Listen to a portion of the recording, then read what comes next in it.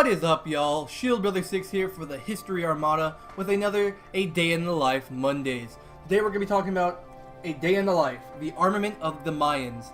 We're going to go to South America, Central America. We're going to be talking about the ancient Mayans, their way of life, and their warfare, and what they used. So, the Mayan Way of Life. It was a very unique way of life with city-states interacting with each other, and trade and warfare and many other interactions going on between these city-states and hubs. Environmental challenges, disputes with neighbors, and scarcity of resources led to the Mayans being constantly at war. For many years, archaeologists thought that the Mayans, a peaceful people, capable of war, but rarely indulging in it. However, recently, and more that they explored the Mayan cities, and the more evidence was uncovered, and they quickly realized that Mayans often fought wars, especially during the late classical period of 600 to 900 AD. In fact, during this time, there was a series of misfortunes that led to the Mayans being in almost a constant state of war, with at least a few of their city-states between each other. There was a population exceeding the carrying capacity of the land, deforestation leading to soil erosion, decrease in soil fertility, sustained drought, malnutrition and disease broke out. There was a decrease in trust in the Mayan rulership. There was a growing hostility between these city-states as resources became scarce, and there was endemic of warfare. So, the Mayan Warfare. Earlier wars were fought for captives, for human sacrifice, and for land, natural resources, and control of trade networks.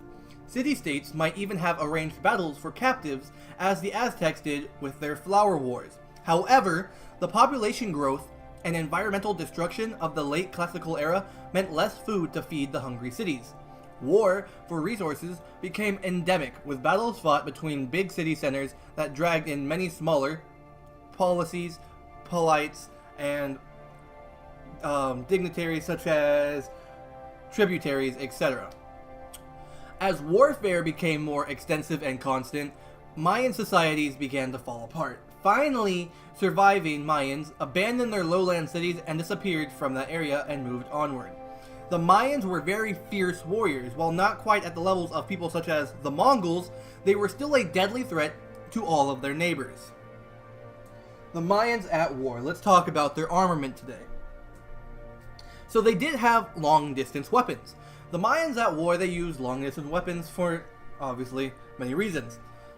The Mayans had both long-distance weapons and melee weapons. The long-distance ones included bow and arrows, blowguns, slings, and throwing spears. When the atlatl, or spear thrower, was brought to the Mayans from the Toltecan around 400 AD, it was quickly adopted and became the Mayans' dominant long-distance weapon. The atlatl greatly increased the accuracy, force, and range of the spear. When thrown from an atlatl, a spear reportedly could pierce the Spaniards' metal armor. The blowgun was predominantly used for hunting, but it had some wartime use as well. Mayan warriors used bow and arrows more during the post-classical era, and from there on. There was also, of course, their unique melee weapons.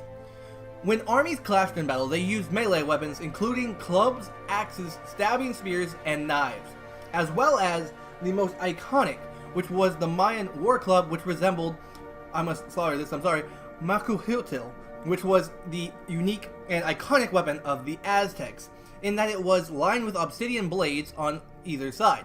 These 42-inch long clubs could stun, break bones, or cut. They were capable of cutting off a horse's head. Mayans also used axes with heads of stone, obsidian, flint, or bronze, as you can see in the top of this slide. The sharp edge of the axe could kill, but the dull edge could stun. The object of the battle was often to capture, not kill, enemy warriors, making the axe a good weapon. In hand-to-hand combat, the Mayans also used the same 10-inch blade knives they used in sacrifices, which you can see top right. And bottom right is their obsidian stabbing spear that I was mentioning. So, thank you. But also, I would like to point out that the Mayans at war used many defensive weapons. The Mayans built fortifications around some of their cities. Examples of this include Cebal and Tikal. For defense, warriors carried shields and elites and veterans wore thick cotton armor treated with rock salt that could withstand obsidian. Helmets were unknown, and warriors wore elaborate headdresses instead. Warriors also used body paint and animal skins to show their status, along with these elaborate headdresses. The Mayans also used unusual weapons such as, mentioned in the book of the Quiché Maya, that tells of hornets and wasps used as a defensive weapon.